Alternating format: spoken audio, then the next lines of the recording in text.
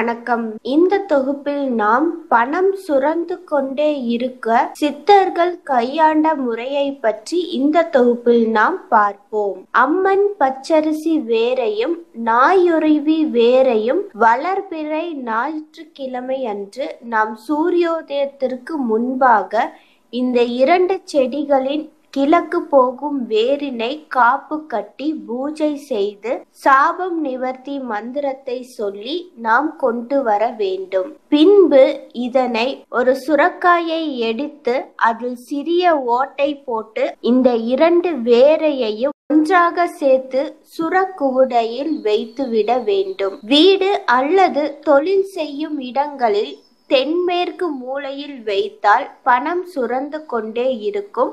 பணம் பற்றாக்குறை நமக்கு இருக்காது.